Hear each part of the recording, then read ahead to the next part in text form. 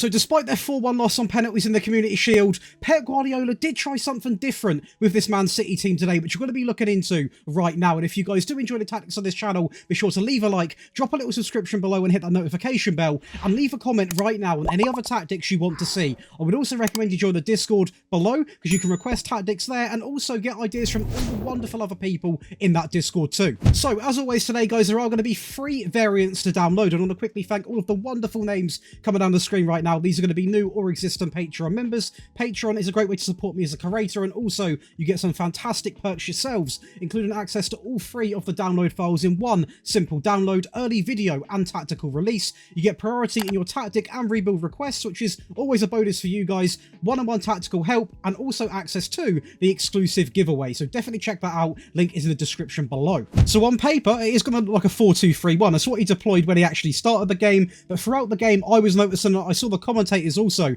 talk about it. They were sort of transitioning into a 4-2-4, and it's a very clever way of utilising a 4-2-3-1. So we're going to talk about the player roles today, exactly how it works, and how it works really well on FM as well, including all of the 3 variants. So we're going to kick things off with the sweeper keeper, which is going to be a sweeper keeper on support, as you would expect from Man City. Now, you can go with an attack and sweeper keeper, but in my opinion, sometimes in some systems, particularly like this one, it might be a little bit too much, so I would recommend sticking to that supportive role.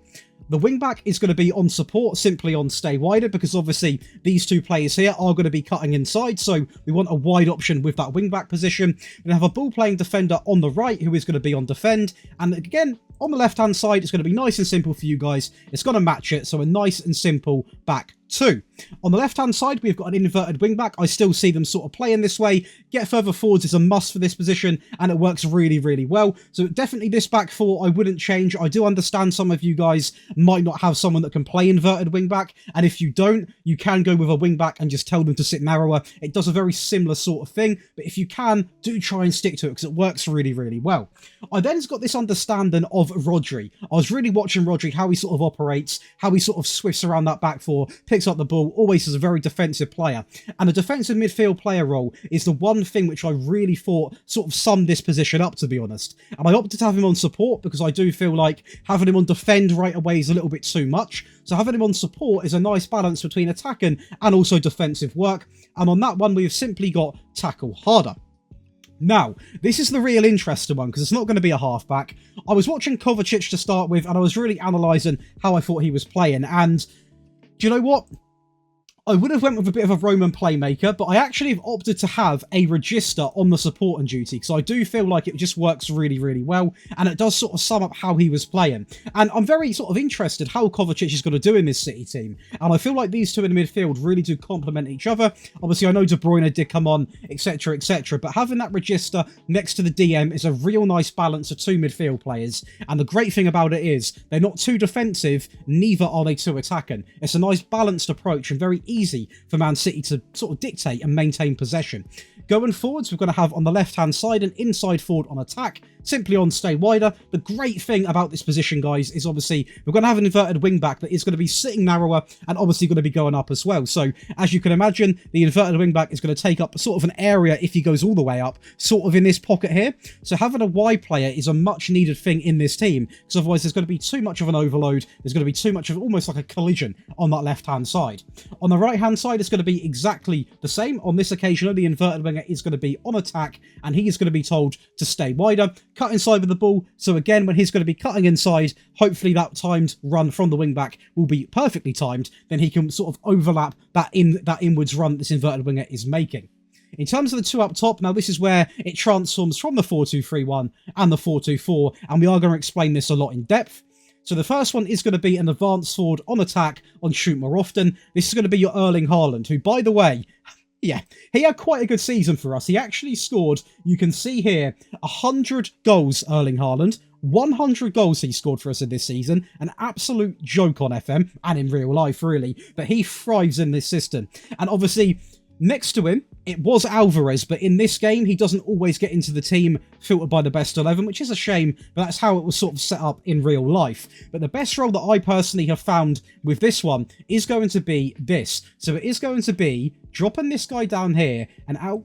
I'll try that again. Dropping him down here and actually having him on a shadow striker and also having on shoot more often. And the reason why I've gone with a shadow striker is because now it still technically is a 4-2-3-1. It's the way that it sort of shapes up.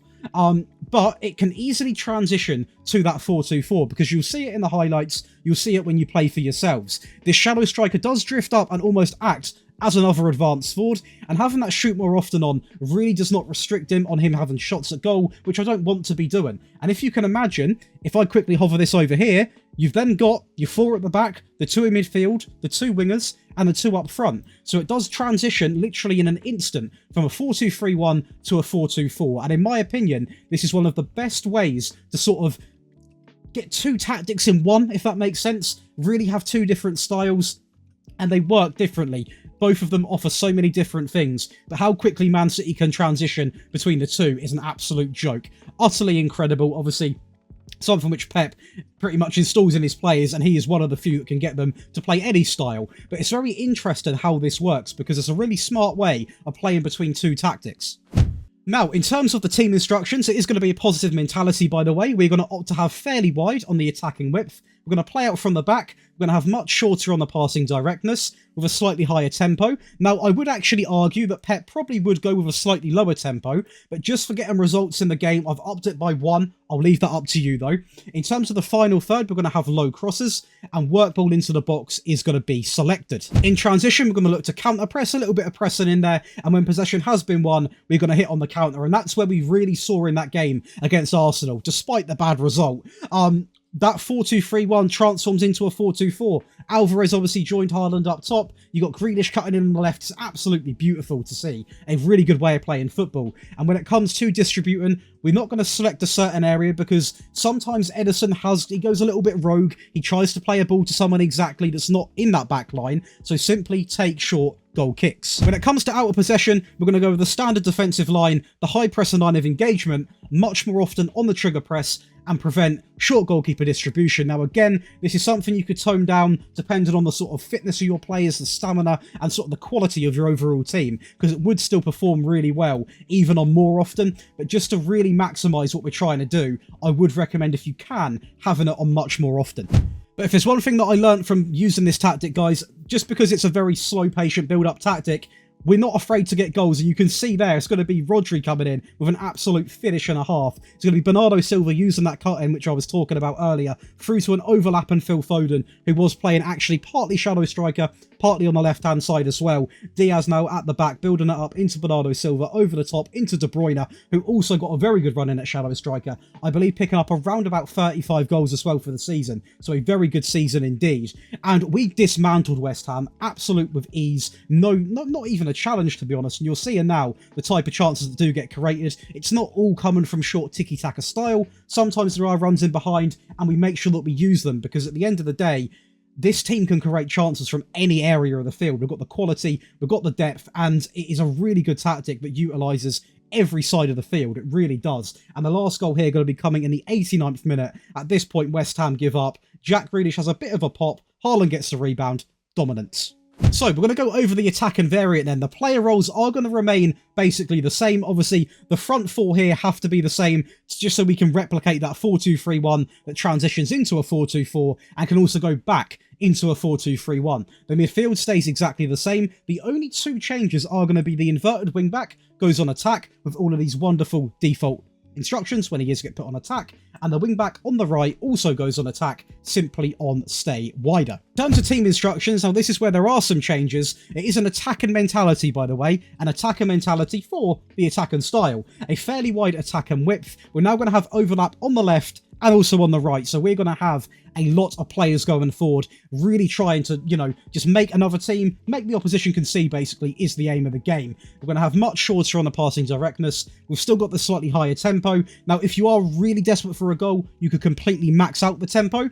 We're going to have work ball into the box, exactly the same. And on this occasion, we're also going to have be more expressive, because at the end of the day, we're really trying to push for a goal. In transition, we're going to opt to have counter press, counter, distribute quickly, and take short goal kicks. So the only change is going to be distributing the ball as quick as we can. Again, we're in a rush. We're trying to get some goals. If you are, for whatever reason, going into a game 0-0 using this attack and variant, I would recommend taking off the distribute quickly because it's not really needed. And when it comes to the out of possession, we are now going to be rocking the higher defensive line, the high press and line of engagement much more often, and prevent short goalkeeper distribution. That higher defensive line makes all the difference. You push the team up so much, and it really is hard for the other team to defend against. You can see here by the picture the amount of players that are going to be really pushing into their half, and it's so difficult to defend against not only Man City, but whatever team you've got, just by the way this tactic plays. And of course, when there's an attacking variant, there's going to be a defensive variant, and we're going to go over that right now. These are going to be the player roles, so there are a few changes there. You can probably notice them. So the back line actually remains exactly the same as the default version, matching the two, the inverted wing back on the left, the wing back on the right, two ball playing defenders, the sweeper keeper. On this occasion, though, Rodri, or the defensive midfielder, does drop to a DM on tackle harder because now we are trying to purely defend a game out. So having that instruction is a must, in my opinion. The register remains exactly the same, so nothing too much to talk about there. On the left-hand side, the inside forward drops back from attack, just so he's a little bit deeper, actually a little bit below the shadow striker, so he's going to be more sort of roaming. He will roam up there, but also he'll be in this sort of area here, which is great for the register to play to, and exactly the same on the other side with the inverted winger that does also go back to a supportive role on stay wider, making it a lot easier to form triangles between these three here. The shadow striker remains exactly the same and also does the advance forward. The mentality is going to be set to balanced. In possession, we're going to have standard. Playing out from the back is going to remain the aim of the game. We're going to have much shorter on the passing directness, a slightly lower tempo, dribble less because now we're going down a much more possession-based theme, not really trying to overcreate the chances. When we've got the ball, dribble less, pass it around. We're Man City. That's what we can do. Work ball into the box alongside of low crosses. In transition, we're going to have counter press because we still want to have a little bit of a pressing style, and we are still going to dedicate some players to hitting on that counter attack. Now, this is something which you need to decide in the game yourselves, basically. If you are desperately trying to hang on the last sort of 2 or 3 minutes, you could simply take this off and you'd probably, or you would notice a lot more possession, but a lot less of a threat going forward to kill a game off. So I kind of liked having it on, even in the defensive variant, because still having the attacks going forward is something which is good to have, because sometimes you can be defending, and you're not getting anywhere apart from just getting further and further back towards your goal. We're going to have slow pace down when it comes to goalkeeper. We're also going to have distribute to the centre-backs and take short goal kicks. So again, you are going to notice a difference here. We're distributing to the centre-backs now because it's a guaranteed way to maintain possession.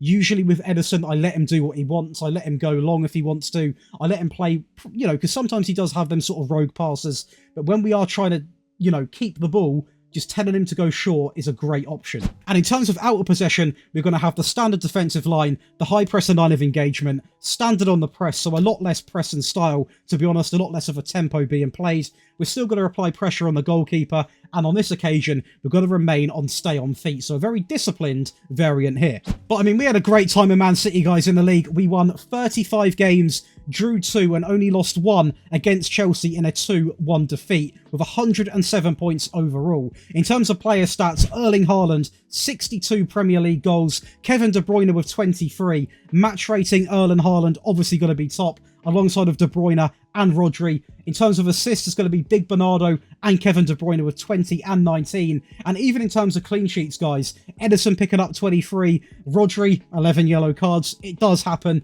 but a very dominant Premier League season. We also won the UEFA Super Cup against Sevilla in a 2-1 win. The FA Cup also comes back with us against Liverpool in a 2-1 win. Quite a close game, that one, though. Not really an important trophy, but we also did win the Community Shield against Arsenal in a 4-1 win. I guess that's quite nice considering we lost it. And I suppose the big one, the Champions League final, a 3-1 win against Manchester United, an all-Manchester final. A very hot start there from midfield to defence all the way through 2-1-1. Erling Haaland past Dean Henderson. I don't know why Onana's not playing, but oh well, I'll take it because Dean Henderson's a bit of a walkover. But do you know what? We go again here with Rodrigo. A great run there. You can see Bernardo Silva in absolute acres. Haaland making a great run in between these two. United completely fell asleep. A great finish from Erling Haaland. They do bounce back here with one of the most cheesiest goals I've seen. I remember playing this game and I couldn't believe what Diaz done. Just feast your eyes on this. So the ball comes in and he's got plenty of time.